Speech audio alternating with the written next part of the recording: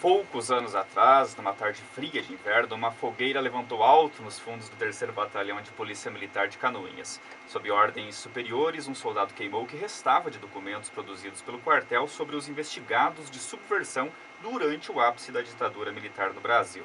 Viraram cinzas os relatos de um dos momentos mais obscuros, mas não menos importantes, de nossa história. Ontem chegou-se a 50 anos do golpe militar no Brasil. A importante data tem sido lembrada com fatos inéditos, como a recente declaração do coronel reformado Paulo Malhães, que afirmou à Comissão Nacional da Verdade que torturou, matou e ocultou cadáveres de presos políticos na ditadura. Disse não ter remorso e que mutilar corpos era necessidade. O golpe também teve repercussão aqui em Canoinhas e é justamente este o debate que o Jornal da Band promove hoje, recebendo a médica doutora Dair Dietrich, o professor Pedro Penteado e o historiador Fernando Tokarski, que entende do assunto porque justamente viveram esse período. Eu gostaria de começar falando com o Fernando. Bom dia, Fernando. Bom dia, Dinei. Bom dia, ouvintes da emissora. Bom dia aos amigos aqui da mesa. Estamos aí, então, hoje para conversar um pouco sobre os 50 anos do golpe militar. Certo. Fernando, vamos começar então falando do ponto de vista histórico, né, do contexto nacional, né? O golpe de 64, ao contrário de como muita gente pode pensar, quando ocorreu lá no dia 31 de março de 64, ele foi bem recebido pela população, né? Olha, depende do ponto de vista. Claro que boa parte da população acatou o golpe, né, como nós chamamos, em função do preparo, do próprio preparo feito pela imprensa da época, que também já vamos dizer assim, ajudou a trazer o golpe militar como uma boa notícia. Nós lembramos que o golpe militar vinha sendo preparado há muitos anos. Ele não ocorreu da noite para o dia, como se pode pensar. Então, aqui acabou também, talvez, sendo bem recebido por alguns segmentos da sociedade. E naquele momento foi um divisor de águas, né, entre aqueles que queriam o golpe militar e aqueles que foram vítimas desse golpe.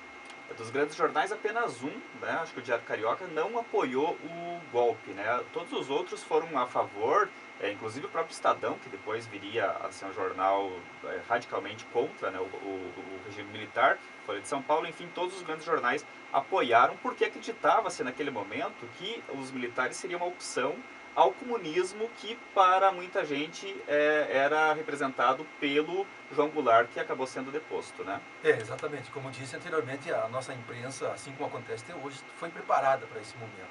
Então, quando o golpe acontece, ela praticamente acatou essa decisão, essa revolta militar e apoiou. Mas com o tempo, com o passar dos anos, essa mesma imprensa acabou mudando seus rumos editoriais, vendo que não era exatamente aquilo que se propunha. A gente já vai voltar a falar do aspecto histórico. Eu vou falar agora com o professor Pedro Penteado. Bom dia, professor. Bom dia, Ednei. Bom dia, Roberto. Bom dia, amigos da mãe. O professor Pedro acabou de lançou no passado, né, o livro Mácula, que tem aí trechos sobre o momento autobiográfico, né, professor, que foi justamente a sua prisão pelo regime, né? Exatamente. Eu acabei sendo envolvido ainda criança, porque na época eu tinha 15 anos de idade, e foi uma situação meio contestável, altamente contestável, porque na verdade eu não tinha muito a ver com o esquema. Mas como eu ficava junto com um grupo chamado Grupo dos 11, o Exército achou por bem que eu devia saber coisas que eles também quiseram saber. E daí fui sequestrado e acabei sendo torturado porque eu tentei reagir. Depois de preso lá numa cela, eu tentei reagir e fui espancado, fui ferido, fui bastante mutilado, diria assim. Então assim que aconteceu. E meu pai também era delegado em Santa Cecília, na época até o dia 1º de abril, ou poucos dias depois do 1º de abril, e ele se recusou a receber a ordem do Exército para se afastar do cargo, porque ele tinha sido nomeado pelo governo do Estado, e então ele não aceitava a ordem que não fosse do governo do Estado para ser exonerado, o que não levou nem 15 dias, aí estava exonerado. De qualquer forma foi exonerado. Eu já vou voltar contigo, Pedro, eu quero detalhes aí dessa prisão. Eu antes vou dar um bom dia para a doutora Dair de Triste, que também sentiu na pele o peso do regime, porque o irmão dela foi preso, né, pela ditadura militar aqui em Marcílio Dias, né, doutora?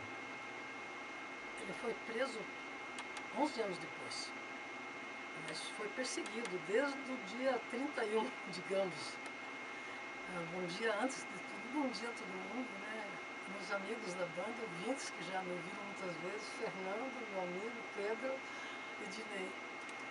Doutora, a gente eu já vou pedir para a senhora detalhar como foi a prisão do seu irmão, né? O porquê também de que ele foi preso, mas eu gostaria de deixar claro que a gente, como é um debate, a gente pode aí se meter na conversa um do outro, né? Enfim, cada vez que um tem aí uma interrupção, pode fazer, que eu acho que vai ficar bem legal esse debate. Fernando, eu vou começar com uma provocação já aqui, tá? De um ouvinte nosso, que é o Paulo Palhano. Se eu conseguir enxergar aqui, porque não tá fácil, tá? Chega a uma idade, né, fica difícil. Mas olha só, o Paulo escreveu o seguinte pra gente, ele disse que gostaria de fazer uma pergunta sobre o assunto. Ele tem 53 anos e ele diz que na época do golpe, né, muito se comentava a famosa anistia, que foi um dos grandes medos, era que o então Leonel Brizola voltasse ao país e desse continuidade aos atos de terrorismo, o que culminou com uma época negra que o país atravessou em ambos os lados. Na época em que ele diz que ele estudava no chamado período da ditadura, ele diz que tinha nas escolas a matéria Educação Moral e Cívica, que era feita uma oração antes de começar as aulas, né? Uma oração, e a família era muito importante, coisas que os mesmos defensores que se diziam vítimas do militarismo nos governos não fazem questão nenhuma de valorizar. A pergunta é a seguinte: diz que a própria Dilma chorou na TV, dizendo ser vítima, fazendo acusações sobre o exército, porém ela nunca se manifestou a respeito das mortes, assaltos e bombas que eles praticaram, no caso está falando das pessoas que eram contra o regime. O que era o objetivo deles, qual era o objetivo deles, que espécie de governo eles queriam, qual regime eles queriam para o país e por quê. Fernando, quer comentar essa fala aí do Paulo? A fala do Paulo é bastante complexa, né? Ele aborda vários temas aí ao mesmo tempo e é uma situação um pouco difícil. Claro, peço a ajuda aos amigos para responder também. Mas ainda se reportando à primeira fala do Pedro, ele disse que ele foi preso inclusive em função das amizades que tinha, e isso era uma coisa muito típica, e é típica dos regimes autoritários, ver inimigos em qualquer lugar. Né? Então, se você faz parte de um determinado grupo, exatamente, você passa, mesmo que não tenha as mesmas afinidades ideológicas, você passa a ser encarado como inimigo também. Isso foi uma coisa muito tradicional, muito própria daquele tempo, né, Pedro? Agora, em relação à pergunta do nosso ouvinte, lembro bem, e eu também fui um aluno das aulas de Educação Moral e Cívica, que muita gente ainda hoje se reporta ou diz, puxa, mas hoje nós não temos mais isso. E naquele tempo isso era bom, né? Onde até lembro bem, éramos como alunos ainda, como estudantes, obrigados a decorar nomes de ministros. Né? Hoje a gente nem sabe sequer o nome dos 39 ministros ou 60, algo assim, que o governo Dilma tem. Né? 39, claro. Tá difícil hoje também, né? Não, é impossível. Né? Antigamente tinha meia dúzia, né? Eu não esqueço de Sigiwak Wek, ministro das Minas e Energia. É o nome que eu guardei. É um nome também difícil de esquecer, né? É um nome bem fácil de memorizar e esse eu memorizei. Tá?